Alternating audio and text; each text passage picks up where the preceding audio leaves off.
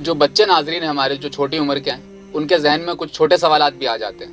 بعض دفعہ رمضان کے دنوں میں جو کیلنڈر جاری کیے جاتے ہیں افطار اور سحر کا جو وقت ان کیلنڈرز میں دکھایا جاتا ہے وہاں ایک چھوٹی سی عبارت لکھی ہوتی ہے کہ رمضان میں شیاطین جکڑ لیے جاتے ہیں جنت کے دروازے کھل جاتے ہیں. تو چھوٹے بچوں کے ذہن میں سوال آ جاتا ہوگا کہ جب جنت کے دروازے کھل جاتے ہیں تو جو رمضان کے مہینے میں فوت ہو رہا ہے وہ سیدھا جنت میں چلا جائے گا اور شیاطین جکڑ لیے جاتے ہیں تو کس طرح سے جکڑے جاتے ہیں؟ کیونکہ میں جب چھوٹا تھا تو یہ سوال میرے ذہن میں بھی کہیں نہ کہیں گھومتا ضرور تھا. نہیں، یہ ویسی لکھی ہوئی عبارت نہیں ہوتی ہے بلکہ یہ حدیث کا مفہوم ہے. جی بالکل. آپ صلی اللہ علیہ وسلم نے فرمایا کہ رمضان شروع ہوتے ہیں تو شیاطین جکڑ دیے جاتے ہیں بالکل. اور خیر کا ایک آواز لگائی جاتی ہے کہ اے خیر کے طالب آگے بڑھ، بالکل. اور آگے بڑھ کے نیکی کی طرف آ گیا، اے شر کے طالب باز آ. تو لیکن اس وقت بھی سوال تو یہ ہونا چاہیے کہ اس وقت بھی لوگ شیطانی کام کرتے ہیں. بالکل. اس وقت بھی شیطانی عمل جاری ہو رہے ہوتے ہیں. جی. گویا کہ ہمارے میں شیطنت اور ہمارے میں گمراہی اور وہ اس قدر رگ رگ میں بس چکی ہے کہ وہ شیطان کے بند ہونے کے باوجود بھی ہم اپنے کام کر رہے ہوتے ہیں، غلط کام کر رہے ہوتے ہیں دراصل.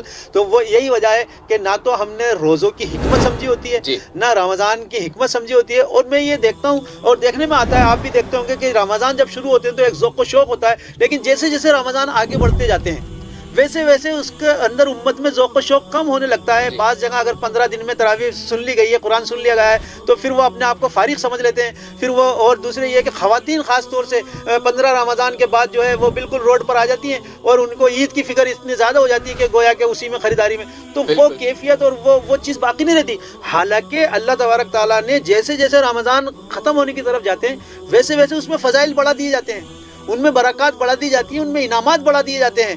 دیکھیے اب شروع کے جو 2 اشرے ہیں اس میں اتنی بات نہیں آتی، لیکن جب آخری اشرہ ہوتا ہے تو اس کے اندر اعتکاف رکھ دیا، اتنی بڑی بات رکھ. پھر اس کے اندر لیلۃ القدر رکھ دی کہ قدر والی رات جو 1000 راتوں سے بہتر ہے. لیکن یہ ہے کہ امت عام طور پر اس میں تھوڑی سی غفلت ہو جاتی ہے، لیزی لوگ ہو جاتے ہیں.